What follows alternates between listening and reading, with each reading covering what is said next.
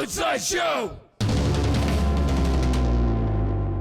Okay, so the bags are packed. I'm ready to go on the next adventure. This time I'm heading to Reykjavik, Iceland to hang out with one of my very best friends, Alli Metall. Alli runs a really amazing design studio in Reykjavik called Metall, and he's got an incredibly creative analogy about how your design team is kind of like a metal band.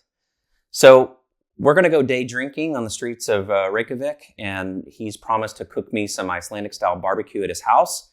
And so, okay, let's just go do that.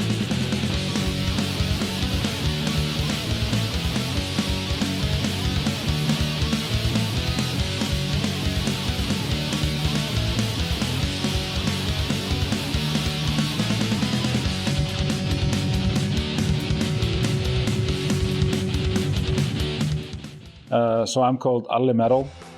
In Icelandic it has two L's because I'm such of a metal, so much metal. I'm a creative director, founder and owner, and my office or agency is called Metall. Thanks for having me out. It's really awesome to see your office. It's a really spectacular place. What does Metall do? What do you do here? So we are a design company, design agency, studio.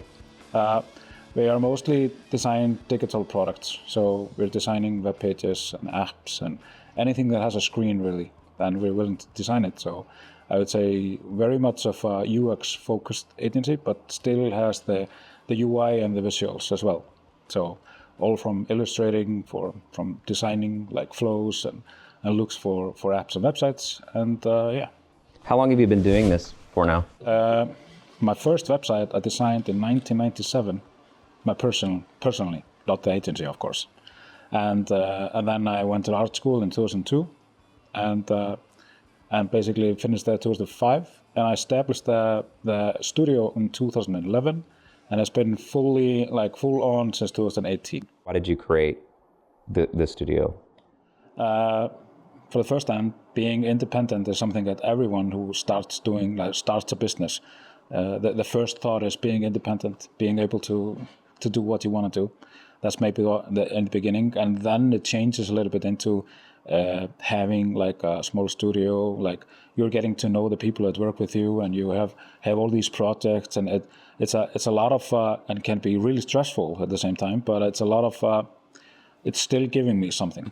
It's still giving me like enjoyment, even though it's stressful. Is there something that happened specifically that pushed you over the line, and if so, what was that? I had a meeting with two people when I was working at Iceland Air. Two awesome people that came and met me. I didn't know them at the time, and they owned the studio. They gave me some spark. They're called Anthony and Natalie. Oh, dude, that's cool. they own a studio called Funsize. It really gave me an idea, and I was like, okay, awesome. Remember, I took the whole team and we just visited you guys. We came over all the way from Reykjavik to Austin. That was one of the most special memories of my life, man. That was really something. And that gave me like this feeling of like, I mean, I've been wanting to do this for a really long time, and then I saw your setup and saw everything, and it gave me this idea. It's like, okay, this is the time. What would you say your dream type of project would be? I would love to do branding and just everything for a Norwegian black metal band. You need one. So that's specific. Yeah, just it has to be Norwegian, and it has to be a black metal, and it has to have like young people in it, like reinventing black metal. I would love to do so, since everything is black. If anyone in Norway that does black metal music that is looking to redo their branding, then contact Alli here. I feel like a wussy wearing my jacket when you're wearing t-shirt, so I guess I'm gonna go t-shirt style with you. I mean, I always wear a t-shirt, even if it's winter.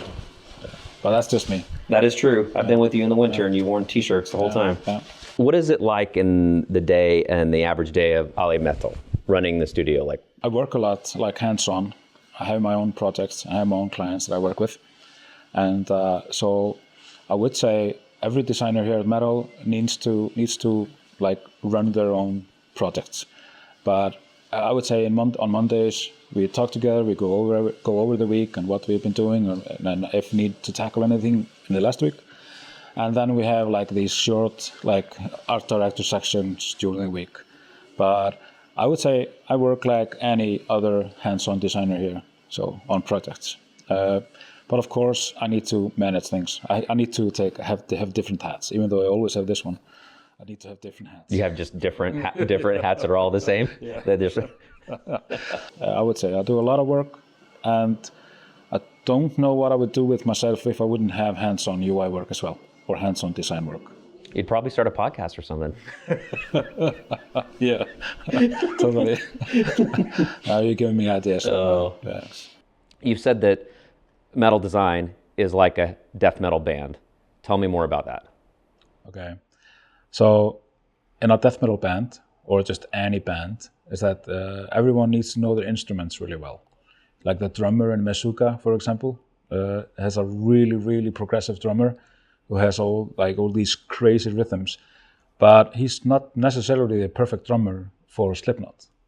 Like two metal bands, but doing rough, like heavy metal, death metal, whatever, but completely different sounds. So what I mean by that is that like you as a designer, you need to be a good fit with the skill set that you have for a certain time, or how the studio is built up, etc. So you could have all the best designers in one room and nothing would happen. And then you can also have like a really, really good designer and in different areas of design, especially with UI design. You know, talented illustrator, or a really good UI designer, or a really, really good thought of like who thinks UX flows while he sleeps or whatever. But so the thing is, what I mean by this is that, and a reason for I call it a death metal band as well, is that you can have really, really hardcore arguments in a death metal band. Like, to me, it's not a family because it's so like, maybe it sounds maybe too hardcore when I say it, but a death metal band needs to function really well and be really like well gathered together. But at the same time, you have to be able to say, hey, what is this? You have to do this, like this, etc. You can be a little bit hardcore. Then your head is in the game. So you're not soft. You have to be hardcore. Doesn't answer it in any way. How did you end up getting the Alli Metall moniker? How did you get that name? It's a short story, but so it's back in 2004. I was designing a CD cover for an Icelandic musician called Múkisson. He does not do metal at all.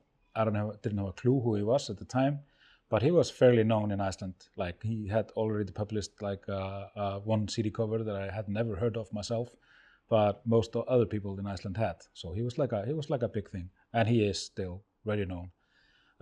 So I was with him and Ragnar, who was an artist, who was making all like the characters and drawing illustrations, like illustrated characters. I was and gathering everything together and just doing backgrounds and making things. So it was the three of us at the evening just kind of working on this. And basically, I listened to a lot of metal music at the time, and Múkisson thought it was kind of interesting, and he started calling me Alli Metall. So basically that's where it came from. And I saw it at home when I was going over all these crazy designs that were happening, and I was gathering it all together in Photoshop and Illustrator, that I saw, thanks, Alli Metall. And I was like, awesome. And that same minute, I just bought allimetall.com. So yeah. Does your wife ever call you Alli Metall? No. But we have joked about it. Sometimes we are the metals. But the metals. But cool. I'm the only person in my household that actually listens to metal. And yeah, so usually no, I'm not metal at all. Should we go inside and see where the band plays? Let's go and see it. Let's do it. Okay.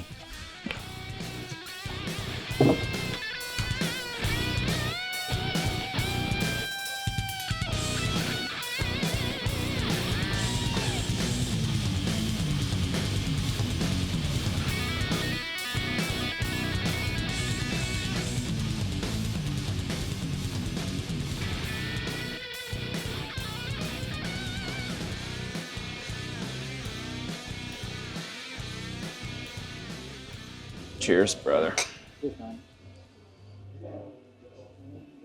When we were at your office, we were talking about the kinds of work that metal does. We were talking about all the different kinds of stuff, the dream projects and stuff like that. But what about you personally? Like Alli, the designer, what kind of work do you find yourself gravitating to the most personally to give you personal gratification? I would say it used to be CD covers, album covers for bands. Working on those, I mean, that gave me a lot. I haven't done the last one I did. There was a few years ago. I love to do like T-shirt designs, like just playing with something that doesn't have to have some interaction with, like just anything, posters, like anything. And I mean, if I'm bored, and if I have time, that's what I would do. So let's say if I would start something, if I wouldn't need any money, I would just start with a studio, just making T-shirts, like T-shirt graphics, or designs for like beer cans, like craft beer. I would love that. Let's start a craft beer company. We just need to learn how to craft beer. But we can design the cans. We got everything else covered. Just do it. Just got to figure that out. It should be pretty simple, right? No problem at all. Yeah. So, cheers, man. Cheers. When was the first time in your life where you understood what design meant? I think I always knew that I liked everything visual. Like the first time my dad brought home a computer when I was 9, and it had it's called Amstrad. I'm not even sure how you say it in English. They had a tape. They could put a tape in it, and you pushed and played in games. And it had this awesome sound of when it was loading in the games. So the first time I did it, I was loading in like this image, like slowly, and I saw revealed like this design basically, or this visual thing on a computer, and I'm like nine. I instantly knew that, okay, this is something I want to do. I want to make like images in a computer. I want to work on a computer. So you knew then when you saw that, I want to make images that are on a computer. Yeah. And at that I don't know what clue what design was, but I knew I want to do this. I want to make images. In your mind, like, was it? What kinds of things did you think that you would make on computers? Visuals for games. Like basically, at that moment, I just thought about games. So those two things together, games and computers, and just making like graphics for it. Then of course later on that evolved, but I remember seeing title screens for computer games and seeing the graphics, like that was even more fun than playing the actual game. And later on when I was older, like 10, 11, 12, 13, 14, went from the Amstrad computer to Atari and those, Commodore, Amiga, playing with music as well, just working on a computer and just having graphics. I was designing, but I didn't know what design was. That came on later, that I figured out what the designer was. You said about 14, 15, right? So that's what, probably early high school, right? And then, like as I don't know what it's like in Iceland, but like in the States, that's when everyone starts asking you, what do you want to be when you grow up, right? How are you doing on your academics? Are you, what universities are you going to go to, right? And I don't know about you, but I didn't know the answer to that question. I was good at fine art, and I didn't really have any computer experience. You had computer experience, and at that 14, 15-year-old time frame, or at that time in school, late high school, did you know that is what you wanted to do as a career? I would say so. Just it was really simple at the time, working with computers. That was basically how I thought it was. But making visuals, making something that would be like graphics and visuals. What it was for, I didn't know. I mean, at that time I didn't have the internet. There was no internet. There was no thing going online. But I had games, and yeah, of course, I listened to a lot of music. I've been listening to metal music since I was like 12, 13. I still have my most favorite, my favorite song has been my favorite since I was 14. Jump in the Fire with Metallica. That's really cool. And the vinyl, still have that vinyl. I have that vinyl at home, and the visuals of it are crazy. So really cool. Man, those days when you buy an album, and first thing that you do is open up the booklet, right? And like music was so much different then. You had more of a interaction with it. It was music videos and all that stuff. It was all art, you know. It was all art, all visual. Yeah. It had a really great impact in listening to the music and just holding it. I really miss that. I really do. Yeah. So basically, let's jump to 15, 16, 17. I mean, I was still interested in computers the whole time. I always have since that day, and since that time, since I first got it. So I always relate computers with design or being creative. So using a computer is something that I always connect with it. So I was never into fine art. I was not a crazy like I couldn't draw, but I understood typography, and I had the feeling of playing in Photoshop later on and doing some collages and grunge graphics and all that stuff. So that's more what I was doing. So basically, I think that around when I finished, I mean, you guys have like high school, college and stuff. We have something called framhaldsskóli in Icelandic. Framhaldsskóli. Icelandic word for you. So I'm around 20, and I finished that, and I get my first job. And my first job, real job, before I was doing all kinds of stuff, working like basically. I was working on sea. I was what do you call it? Like not a sailor, but I was working hunting fish. Right? That was crazy. Doing that at a young age, and also I worked in a bakery, and I worked holding what do you call these like concrete things when you like making like gardens or whatever. What is it called? Not a gardener, but something heavy duty. So yeah. I did all kinds of stuff during my younger years. What was the worst job you ever had? That. Carrying concrete? Carrying concrete all day. But you didn't think much. I just listened to a lot of music and just... But so basically my first real job was I was fixing up old photographs. And people came with old photographs, fixing those up and trying to make them like basically better. Just in Photoshop? Yeah. And it was Photoshop 3 or something, Photoshop 3.0 or whatever. And using a Mac, and also what I was doing, I was getting like projects from the art school students in Akureyri, where I lived at the time. And there I figured out, okay, then I knew what the designer was, because I was just basically printing out their projects. So they came to me, I printed them out, and then slowly I figured out like, okay, they're doing what I want to be doing. You got more, seeing more about what people were doing, the scope of what people were doing with computers. Yeah. So, I mean, it's one thing to fix old photographs, and the other thing to actually design something with typography and colors and aesthetics and everything. What was the first commercial piece of design that you did? Wow. Though by then I moved to Reykjavik from Akureyri. Akureyri is in the north of Iceland, Reykjavik in the south. I went working at a really small ad agency of like 2 or 3 or 4 people, and I was making a lot of like advertising, like ads for newspapers. So I think the first one was just, I don't know, for some apartment, what do you call it, like that sells furniture and stuff, some store, like a first ad, the first thing that I did. In memory, I can't really recall. But. And that's something you did, like someone hired you individually for? No, that was through this agency that I worked at the time, and that was right before. That was in 2000 or something. And that was right before I went to art school in 2002. Okay. Let's go get another drink. Empty.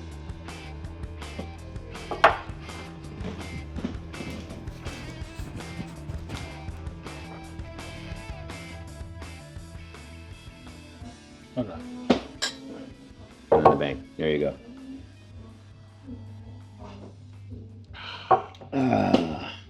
You and I have some similarities in our story, in that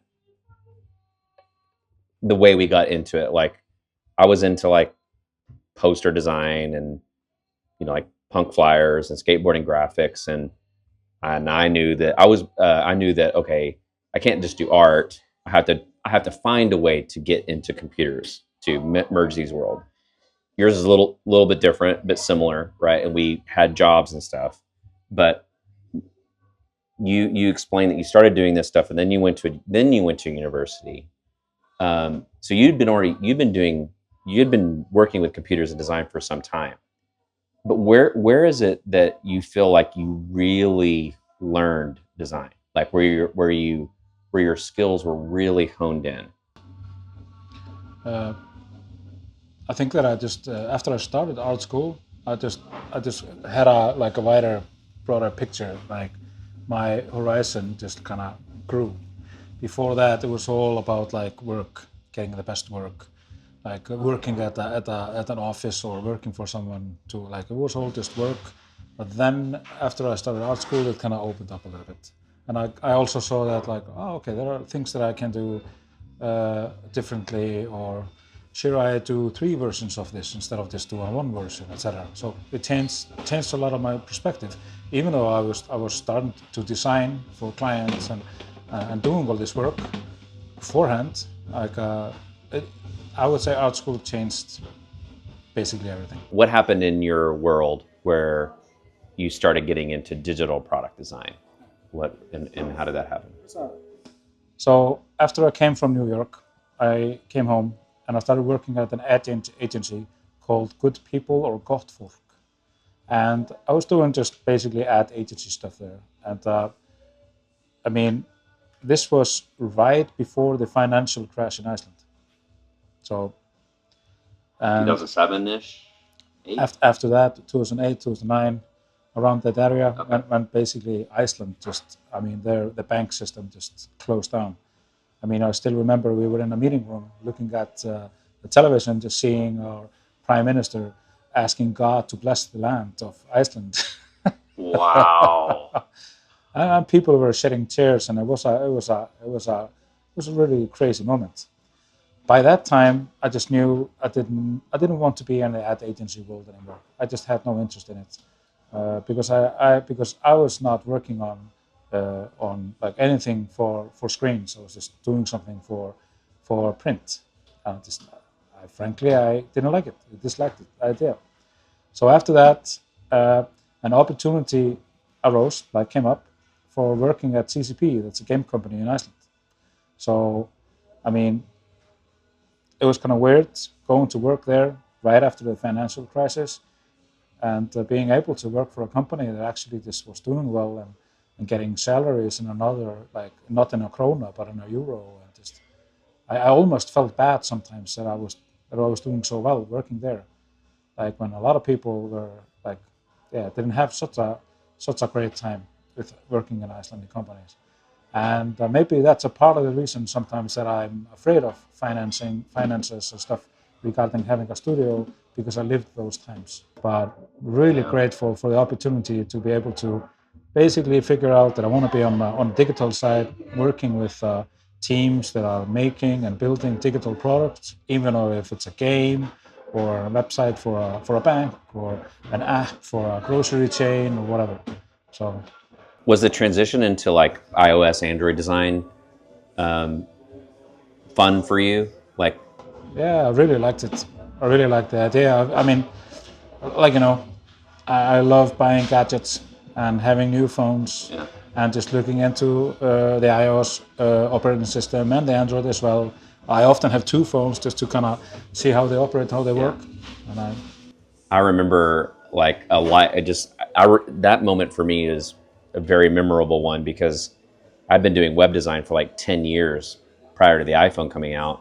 By then I was already kind of like, I can't design any more websites. I was almost about to switch careers, and the iPhone came out, and I was like, wow, like this is a completely different career path. and like a different variation of it, and like you don't have to worry about shoving all these boxes of content. You just want, you know, one task on a screen. And then like, you know, back then I was also, the skeuomorphism part of it was interesting to me because I was not the best visual designer. I was a better UX designer, but the skeuomorphism gave a way for me to get over that hurdle. Like, well, it's a different form factor that doesn't rely on like intricate design and design system. You're performing a task, and like I found that that really changed my whole career. Wasn't it iOS 6.0 or something? I'm trying to remember the section where when you say skeuomorphism, like the buttons, they were like some objects that you could find, and that like the notes or whatever or calendar had like leather in it. There was like all these things. I mean, yeah. Sometimes I miss those days. They were doing that kind of work actually helped me get better at Photoshop. Like learn things about Photoshop that I like really perfect it to make different layer effects and, you know, stuff that I had previously not learned how to do. I mean, what I'm doing a pretty fun project right now. We're doing a concept for a game, and so all these old like skeuomorphism like things are coming up again. So doing different, I'm playing with different UI elements and the looks and etc. So I'm getting a little bit like feeling of the old days. So it's kind of cool. I had a job one time. My boss was a really cool dude. When I first met him, he hired me. But when I was onboarding, he was like, "People call me Buttons around here. Like I'm Mr. Buttons. Like I'm gonna let you I'll let you all like run the team and run the projects and stuff. But I make the buttons." And I thought that was a really good example of like an owner of an agency that knew exactly what he wanted to do and was able to delegate all the other stuff. As long as he was able to design the buttons, he was happy. And so like I think about that a lot sometimes, like, you know, like, or I've been thinking about that. Okay, like what's the one thing I have to do, right? Like it probably isn't like designing a whole app anymore, but what's my version of like I got to design the buttons? What would be that for you? Like what, like in your projects, like is there a certain thing that part of the process you have to be involved in? No, not really, but I just think it's really funny. I'm thinking about maybe I'll just do that. I'll just design buttons from now on. I love splash screens, like these visual loading screens between or stuff like that, or like thinking about an animation when you drag down and something comes down and animates and loads and all that, small things, micro animations inside buttons, for example, like small loading or just small gestures that are basically invisible, because if you do them really well, if you do them correctly, they are invisible. Yeah. Remember those things being the things that people often forget.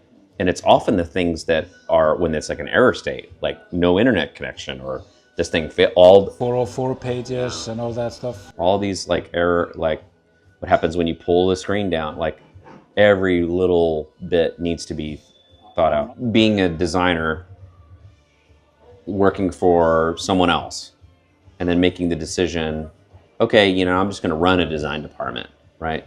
Did you have a struggle with that? Like, did you think that like when you joined Iceland to like run the digital design team, did you have a fear of letting go of the design or being an executive role, or was that part of the negotiation? Like, wow, like always been a struggle for me. Like, I mean, before Iceland there was a fintech company called Meniga. That's where I first started my team, like a digital product team. And in the beginning, I was the sole designer, and then I was able to grow a team, hire the first designer and the second, and then small eventually have a team. I remember just by then I was just learning how to build a design team, and I would say from that time I figured out it's a death metal band. The team is a death metal band. Everyone has to have like their skill sets, and that's what I still when I think about when I'm doing a team. Right now at Metal I'm just doing the same thing. I just have to take care of everything. Also I have to take care of having the budget and having the money and paying everything and paying salaries. You're the lead guitarist. I mean, I can actually play guitar, so I'm a lead guitarist. And you're the booking manager. And you're the bus driver. And you're the production manager. But it was really hard for me. I think that's the reason for I'm never totally hands off. I'm always designing as well. But I guess when I was in Iceland there, I did the least of design then. That was just because of the size of the company. Or I mean, I just had to be on all those meetings and do everything. Like, yeah. 10, 20, 30, 40, 50, even 100 years later, someone writes a book about you or about metal. What kind of mark would you hope to leave on the design industry? What would like? How would you want people to remember you as a designer? I don't know. Sometimes I just mix the idea of I would like to people think of me as a person or as I don't know. I think about these things a little bit differently, because let's say if I was a plumber and I just do good plumbing, and if it fails, then everyone will know that I did a failed attempt of plumbing. Same with design. So, but if a plumber does a great job, nobody is like talking about the plumber. He just did a great job. So I just think that I don't know. Be a good person. Like be like that people remember me as being this nice person that worked with them on a team for a special project, who made invisible design that actually works and is good. Isn't that all that really matters, right? Like people just want to work with people they like working with. I mean, you have to do good work, but people want it. Like if good work is check, right? People want to work with people they like. So basically, Alli the plumber who did a great plumbing job, and everyone likes Alli the plumber because he's such a good person. Yeah. Alli the designer who did a design job, he just designed something that's invisible but it works. So he's a good person. I don't know. I just think about these things this way. Yeah, I think it's a people thing. Yeah, totally. Just want to be a good person. Yeah. Yeah. Cheers, man. Cheers for good people. To good people. So, what do you say? Should we now go and party? Totally. Let's get some meat. Next year. Let's do it. Let's do it, man.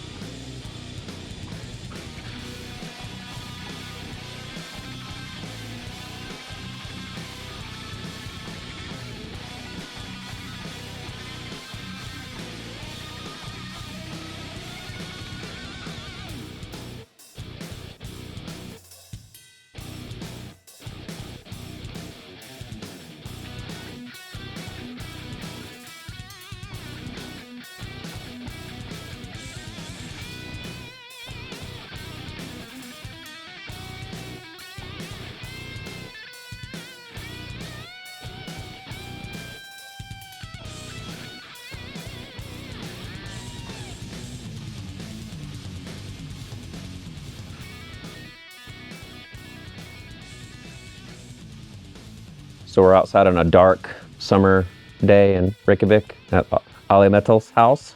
Thanks for having me over. So almost 9 p.m. Yeah. You couldn't tell.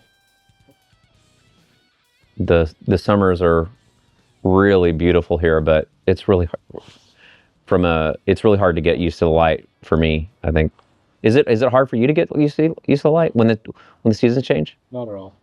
It's just we just it's like we switch, like we should just like especially like let's say in January when it's like total dark most of like 23 hours. So we just use that. Yeah, I was wondering about that, like because I remember growing up in the summertime, like say June, like the sun would be out till like 10, and I'd be like, it's summer, it's daytime. My mom was like, no, it's night. I was wondering what that's like. What is that? What about with kids? That's why I usually have like curtains that we can black out curtains. But kids get used to that as well. They have to be really young to be confused.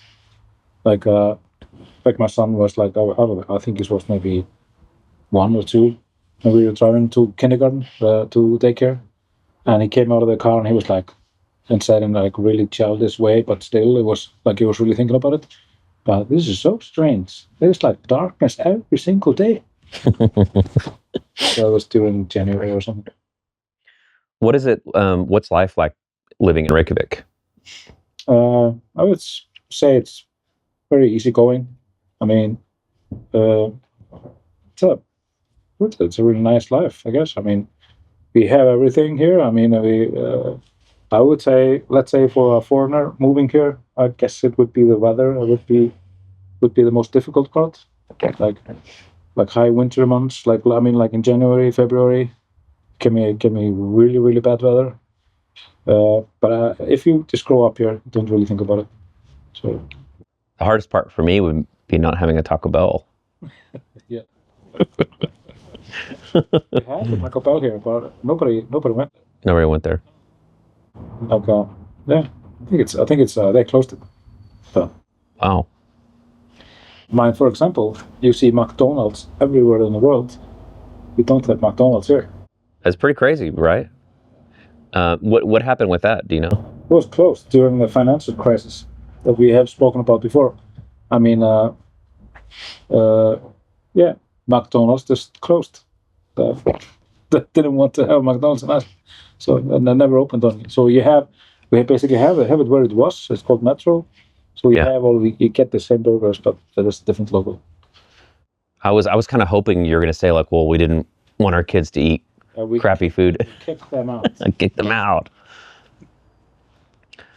Reykjavik's a great place. I mean, it's one of my favorite cities. I don't know what it is. I mean, I know there's tourists here and stuff like that, but I don't know, people in Reykjavik and Icelandic people in general are just pretty friendly. But it's kind of hard, like I live in the South, so it's kind of hard to gauge. Like in the South of the States, sometimes there's a sense of like people being friendly, but they're not being really friendly, or people that are really being genuinely friendly. And like I guess when you travel, you kind of always have to gauge that. Yeah, I think most Icelandic people are just they just are what they are. If they want to be friendly, they are. If they don't want to, then they are not. So I guess we're not very like. I wouldn't say there's no fake. So, but I don't know. People are all kinds everywhere. Well, how long have you lived in Reykjavik now? Since 1999, so 25 years. 25 years. And tell me a little bit about where you grew up, or all the different places you lived in Iceland. I had a different childhood because we moved a lot. So I was born in Húsavík. From there we moved to Kjalarnes. It's close to Reykjavik, but it's like in the countryside. Moved back to Húsavík. Then we lived some time in Westman Islands. Then we lived just 1 or 2 years in Reykjavik. Then we went to Njarðvík. Then we went back to Westman Islands, and then we ended in Akureyri. Wow, that's a lot. I was all over the place. So, and I basically told to myself that after I get kids, they're gonna stay in the same school. I'm gonna live in the same house. So I'm not gonna do the same thing. And we managed to do that. So it takes them 2 minutes to walk to school, and then they've been both in the same school, and they're gonna finish. That's cool. Out of all those places you lived with, when someone asks you like, what's your hometown, like which of those towns, like which has a greater part of your heart? I would say, I mean, Húsavík always has some part of my heart just because I was born there, and Akureyri as well. Like I was finishing my older years, like being 15, and just finishing what is called, I don't know, we call it grunnskóli, high school, and then going to a little bit higher education. We call it these different names. You have high school, you have college, and all that. Before that, you have, when you're 15, what is it called?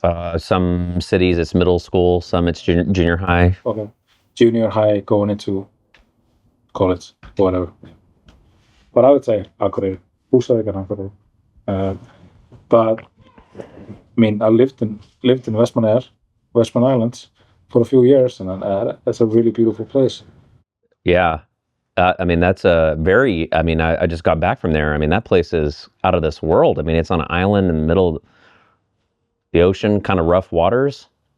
you know, like crazy, you know, geography, like what's the word, geography, I guess, like, I don't know, cliffs and mountains and stuff, like We have this mountain like around the island and a small town inside it.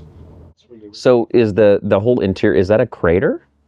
No, because when you come into the island on the left side, you have an active. It used to be an active volcano that erupted in 1970, I think, one or something. I can't remember when it was. Oh wait, I wasn't born, so I obviously can't remember. But I mean, there was an eruption similar to what we're experiencing with Grindavik, like having an erupting volcano just right to your town. It's pretty crazy. Yeah, that. What was it like living there on the island? I mean, what did you do? I mean, when I lived there as a kid. Yeah. I mean, first I lived there just for 2 or 3 years, as just from like 4, 5, 6 years old, Okay. 7. So first just being a kid, just climbing all the mountains and yeah. Okay, so you went back to Western Islands when you were 14. Yeah. What was life there like as a 14-year-old? I would say it was pretty good. But coming back, being the kid who came back to the school after that, it was pretty rough. I had to like, I don't know, fight my way in again. So It seems like you had to do that multiple times. yeah, totally. I got used to it. And then after that year, I went to Akureyri. But I stayed there until I moved to Reykjavik. Yeah. Do you what you have you have siblings that live in Iceland? They live, like, you have a brother that lives in the West Fjords. Yeah. You have a sister that lives. I'm not sure where does your sister live. My sister used to live in Grindavik. Oh yeah. The town, basically next to eruption. So now she lives in a small town called Eirabakki. So they found a house there. So they moved there. She had to evacuate. Yeah. So what happened to her house? The government bought it. It's still there, but it has cracks in it, and I mean the whole town is evacuated. The whole town is evacuated. My sister's youngest daughter, she was evacuated as well. She bought a house in Selfoss. So. Wow. So what do you think will happen to the town in general? Do you think the land will just take it back, or? Right now you have like cracks in the ground. You can't really trust anything. I mean, I would never like move into the town today and like, yeah, kids go out and play. You don't know, maybe the ground will eat you. Oh man. So basically, and also, I mean, the eruption could happen on the Grindavik. It could actually just eat the town. Wow. Do you prefer the summers or the winters? I prepare winters because I really like the cold. I like the snow and I like the cold. And yeah, I'm the only person that I know that says that, or at least anyway. Wow. That might be the only time you wear like a hoodie or something. Maybe. I remember the first time we came here, like the trip where we met you, when we got out of the airport, I was like, wow. we drove into Reykjavik near a coffee shop, and we opened up our bags and we went into the coffee shop, and for the rest of the trip, I think I wore like 3 layers of pants. I have never experienced cold like that. It was cold. And then the same feeling when I meet you guys in Austin. I mean, you're like, oh, it's hot weather. I'm like, yeah, it's the opposite. There's not enough clothes you can take off. More than hot weather. I'm dying here. Yeah. Yeah. What are the kinds of things that you and your family do together? Like, like what's family life like? We love to travel. Like, I would say they're like the best travel partners like ever. I mean, we just love to go places and see something new. Like a 3-week vacation, getting to do that, go to Spain, like being able to experience that is awesome. Going to the States, visiting my wife's sister and staying at her house. I mean, love to experience new things and travel. We also like cooking good food, like going to the cabin. We have access to a cabin that my in-laws own, and the one that we went to. Yeah, staying there, being there, yeah, just being out and about. I know you work really hard.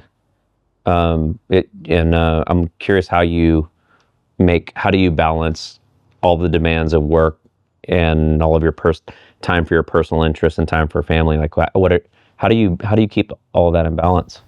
It's I mean, I've sometimes taken work way too far, worked way too much.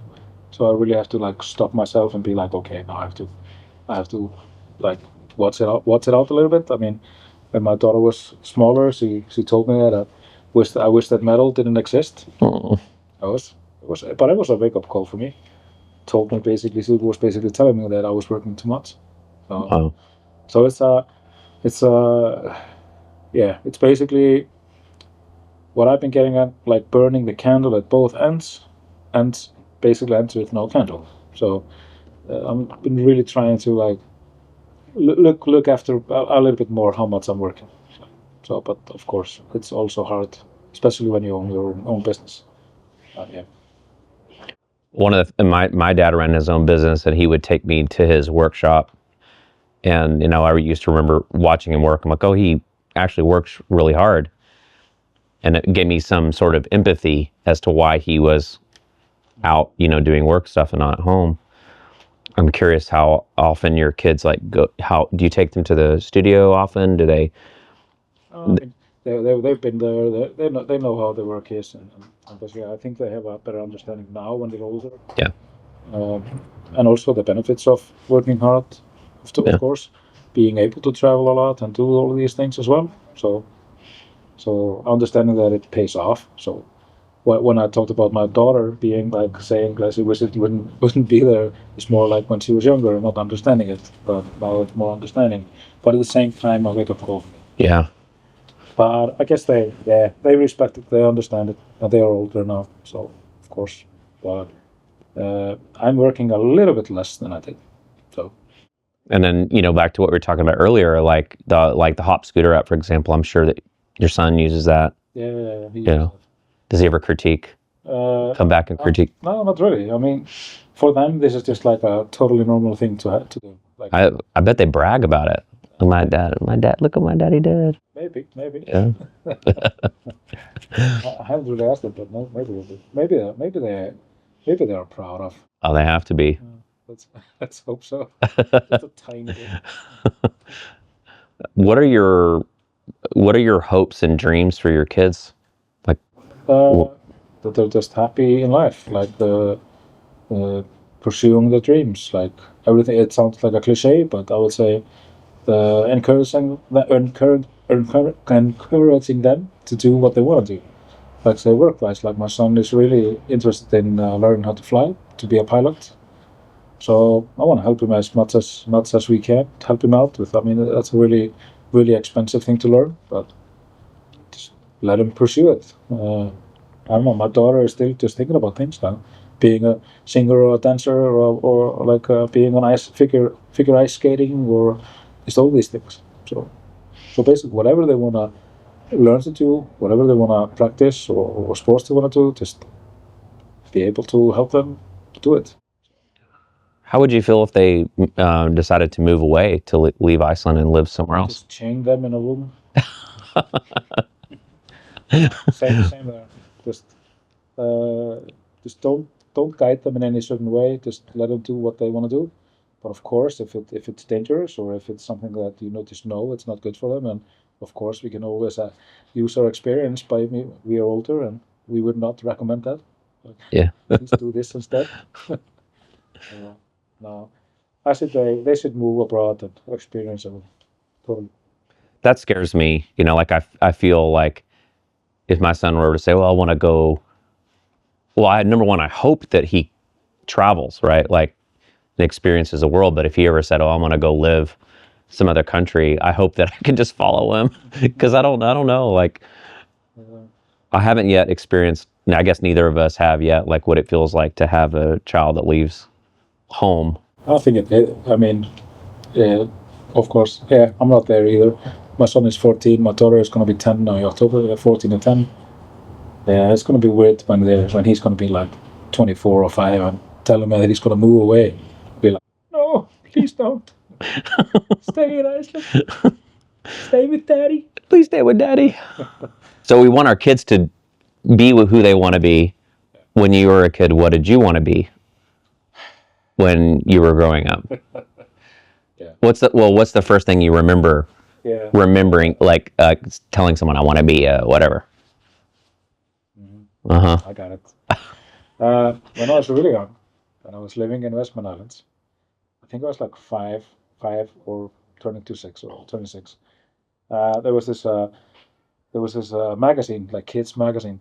They were like asking questions about what they would like to be when they grow up. And apparently, I wanted to be a priest and a farmer.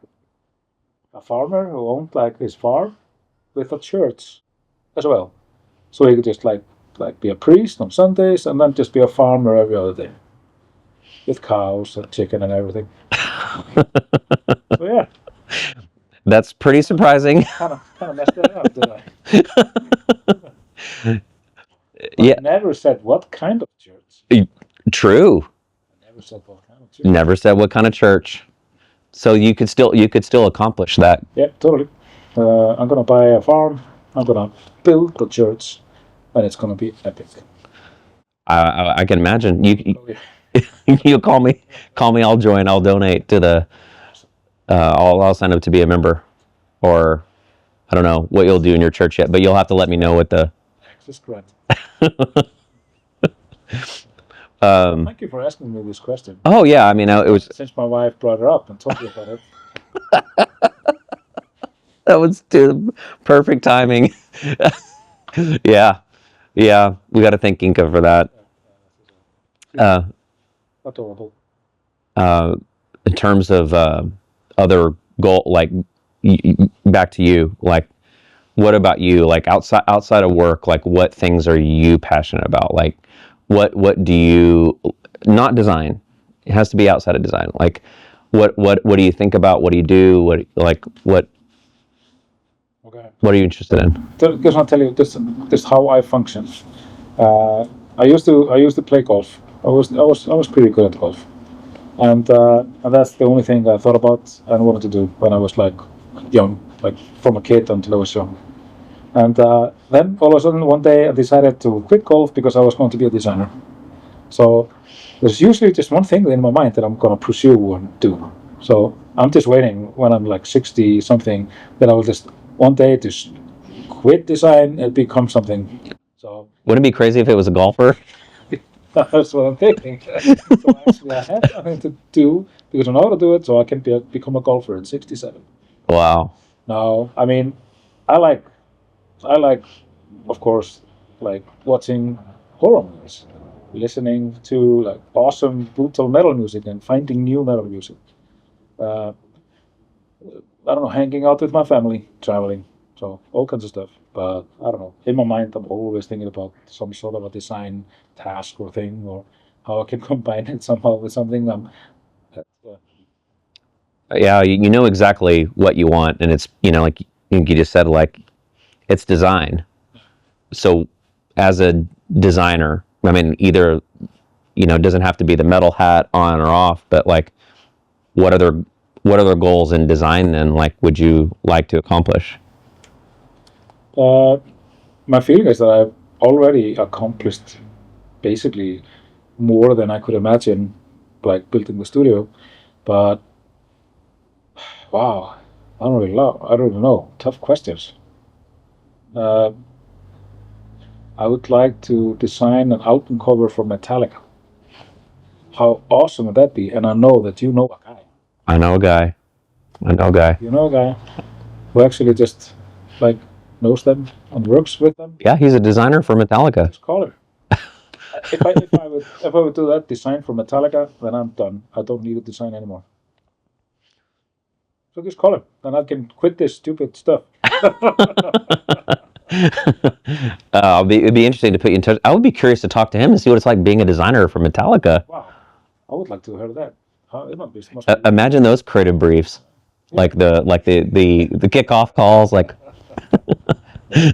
Oh, it's like just a nice demons or whatever, or cheer with lightnings. I don't know, just some stuff. Like yeah. Yeah. That has to be pretty interesting. Yeah. I have to, but these are good questions, and also I just have to kind of think about maybe deeper how I would like to pursue my career in the future after this. I don't know either. Like I feel the same way. Like I don't. Questions, Anthony. I ask you that because sometimes people ask me that, and I don't know how to answer it. But yeah, design from Metallica. Do you think that you at this stage, like remaining independent, independent and aggressively independent is the way to sustain all the things that you want to do, no matter what it is? Yeah, I think so. I think I will. This is how we will be doing this for now. I mean, being independent totally, or having a really good partner or something like. I'm just talking like not going in-house again as an employee. Mm-hmm. That is that's what I say now. It's when you have your own thing, you kind of make the rules, and it's hard to ever go back. Yep. Yeah. I like to have skulls in the office and metal music and all that stuff, and I really can't do it anywhere else. unless you talk to Metallica. Unless I talk to Metallica. So okay, I'll work someplace if it's Metallica. If it's for them, in-house designer for Metallica, or Megadeth, or any other progressive death metal band. The only problem there, they don't have any money, so I would say Metallica. Okay. Dude, I really appreciate you taking the day to do all this. I know it was quite a lot to work around. It's been a lot of fun. And awesome having you guys here. Yeah, thank you for having us at your house. Thank you for taking the day off. I know that's not easy. Appreciate you hanging out with me and making time to this. Has been really awesome. And very special that we're here at your house right now. Thanks for having me on this. It's awesome. Hopefully we can use anything. You can basically put this online. Yeah. Okay. As soon as we do. What do you mean, like? Boop, boop, boop. The secret handshake. Funsize.com.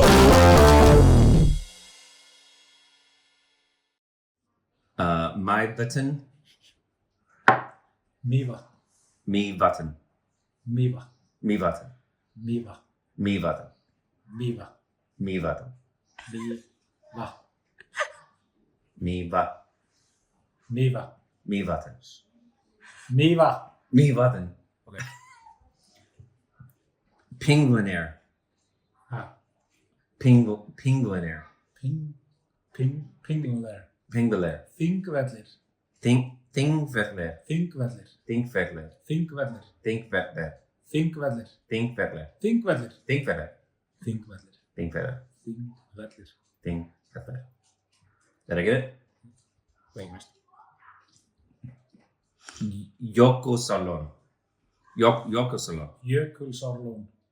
Jökulsárlón. Jökulsárlón. Jökulsárlón. Jökulsárlón. Jökulsárlón. Jökulsárlón. Jökulsárlón. Yeah. Sunkot Jigglegor.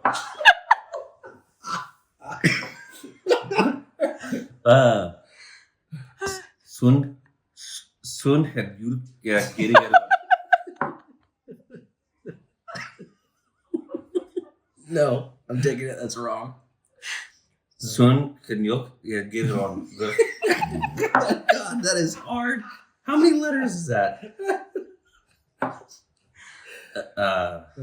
Okay. Sund núka giga röð. Sun nika gigaröð. Sund núka giga röð. Sun nika gigaröð. Sun nika gigaröð. Sund núka giga röð. Sun nika gigaröð. Hvort er það sund núka eða sund núka? Núka, Sund núka giga röð. Sun nika Gigaroth. Sundnuka Gigaroth. That one is hard. Wow. That's the new volcanoes. Remember Eyjafjallajökull? Eyjafjallajökull. And that's why I know this next one perfectly. I can say this one perfectly. Vatnajökull. Say again. Vatnajökull. Vatnajökull. Vatnajökull. Perfect. Perfect. That one was perfect, right? Vatnajökull. You can't hear an accent on me. No, I mean it's like Vatnajökull. yeah, totally. It's like Vatnajökull. yeah. Snæfellsnes. Snæfellsnes. Oh, that was pretty close. I didn't laugh or anything. Wow. That pretty was close. okay. Yes. Okay. 10 points.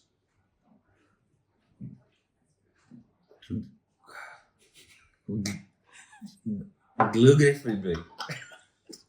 I'm trying not to make this a joke. I'm trying hard. Okay.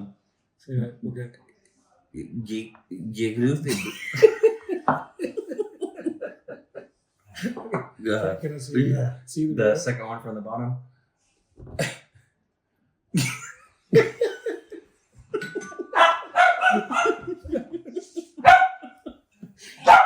Okay, say it again.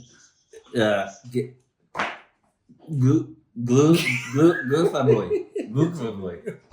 Gljúfrakill. Glubrakli. Gljúfrakill. That word? Yeah, Gljúfrakill. That one.